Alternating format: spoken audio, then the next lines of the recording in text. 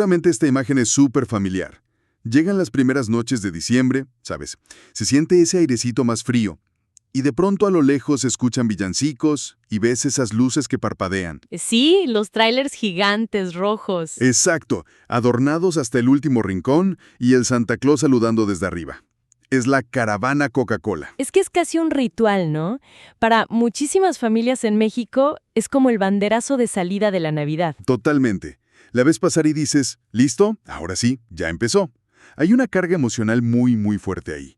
Sí, evoca esa sensación de magia, de tradición. Pero justo por eso estamos aquí hoy.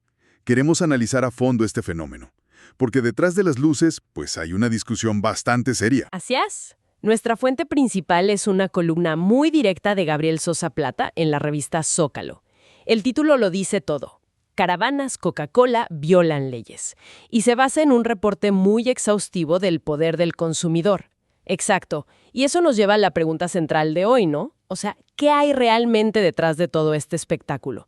¿Es un regalo o un gesto desinteresado para las ciudades? Como parece, ¿no?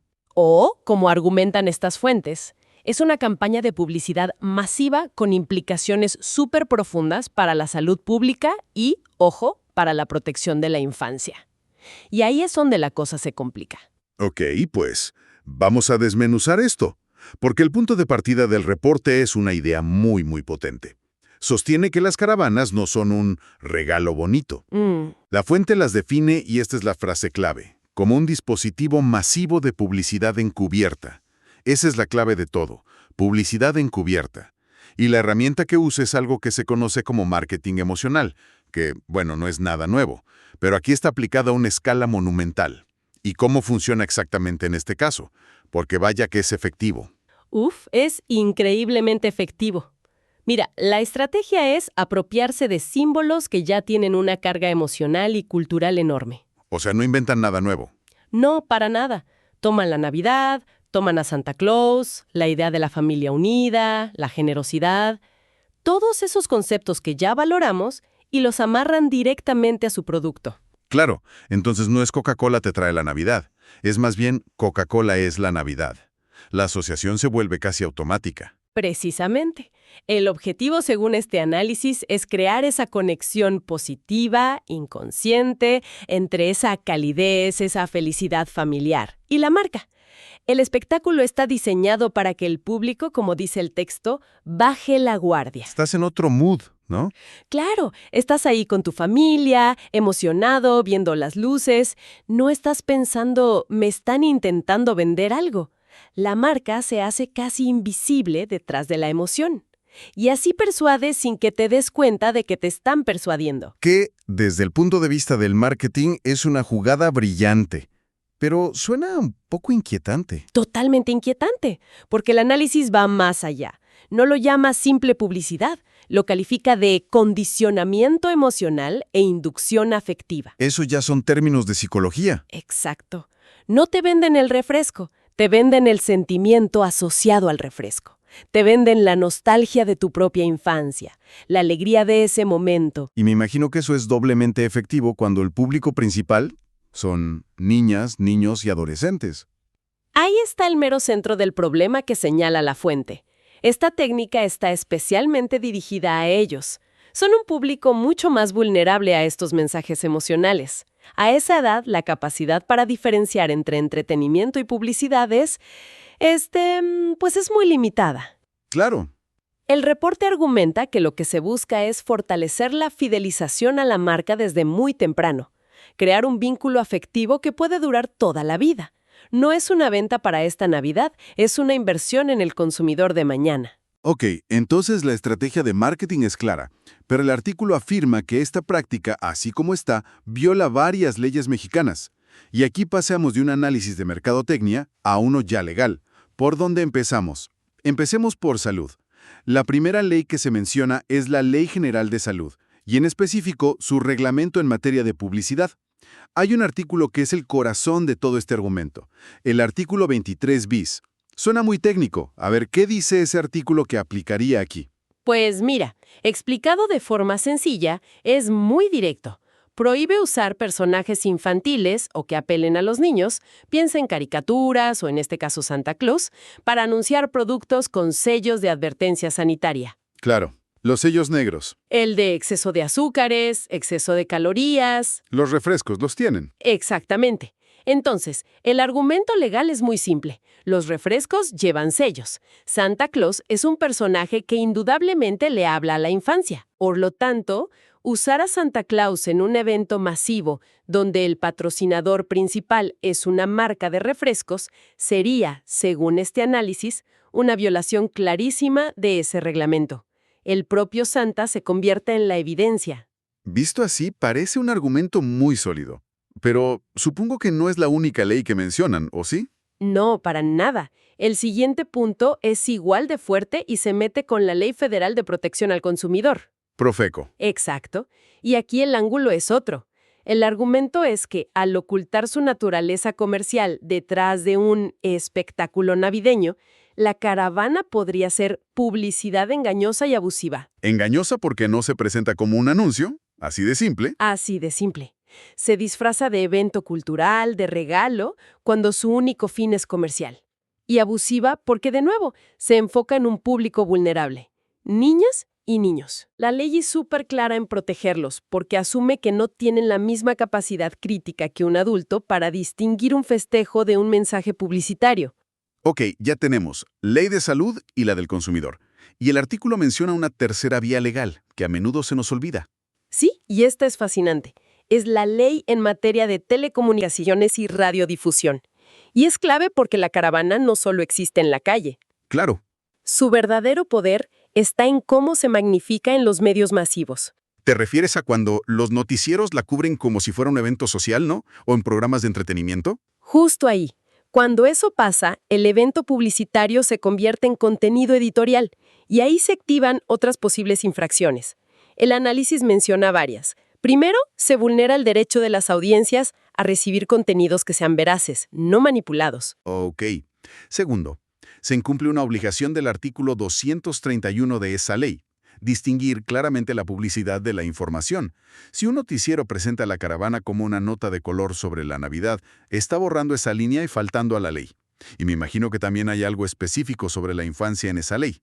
Por supuesto.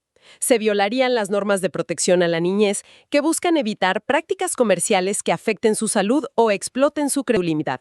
Y para rematar, el artículo 240 de esa misma ley prohíbe directamente la persuasión abusiva y la publicidad encubierta en medios. O sea que si sumas todo, el argumento es que la práctica es, por lo menos, legalmente cuestionable desde varios frentes. Esto dibuja un panorama mucho más complejo. Pero para entender por qué este tema es tan delicado en México, tenemos que hablar del contexto. Esto no ocurre en un vacío. Para nada. La razón por la que el poder del consumidor insiste tanto en esto es la brutal crisis de salud pública que tiene el país por el consumo de bebidas azucaradas. Y los datos que presenta el artículo son para ponerles mucha atención. Sí, las cifras son durísimas. Citan un estudio que estima que estos productos contribuyen al 11.3% de los casos de obesidad, ¿11%? 17.4% de diabetes tipo 2 y 10.4% de hipertensión en adultos. Son porcentajes enormes. Son millones de vidas afectadas. Y el dato del consumo es brutal. La fuente señala un promedio cercano a los 166 litros de bebidas azucaradas por persona al año. 166 litros. Es difícil hasta de imaginarlo. Es una de las cifras más altas del mundo. Y si nos vamos a las escuelas, que es donde se forman los hábitos, el panorama es peor. El texto dice que el 39% de los alumnos tiene sobrepeso u obesidad y que más del 90% consume estas bebidas regularmente. Más del 90%. Es prácticamente universal. Y aquí la pregunta es, ¿cómo se conecta la caravana con estas cifras tan alarmantes? La conexión, según el análisis, es directa y es cultural. No es causa y efecto de un día para otro. Es algo más profundo. Mucho más profundo. Al asociar el consumo con momentos de máxima felicidad, de celebración, desde que eres niño, la caravana no solo vende un refresco, normaliza su presencia en cada momento importante. Induce, y esta es la frase clave, hábitos nocivos que se arraigan muy temprano. Y esos hábitos contribuyen directamente a las estadísticas de salud. No es un acto aislado, es una pieza clave en la construcción de un patrón de consumo. Entonces, frente a este panorama que combina marketing sofisticado, dudas sobre su legalidad y una emergencia sanitaria, la fuente es muy clara. Las autoridades no deberían quedarse de brazos cruzados. El llamado a la acción es muy específico, ¿no? Apunta a distintas instituciones. Sí, pidiendo que cada una haga su trabajo. ¿A quiénes se les pide actuar? Primero, a la COFEPRIS. A ellos se les exige que apliquen el reglamento que ya existe, el que prohíba usar a Santa Claus. Que cumplan la ley, vaya. Exacto. Segundo, a la Profeco, que intervenga por el tema de la publicidad engañosa y abusiva, sobre todo con los niños. Y mencionas una tercera instancia, que tiene que ver con la protección de la niñez de una forma más integral. Sí, se apela a los sistemas de protección de niñas, niños y adolescentes, que encabeza la Secretaría de Gobernación.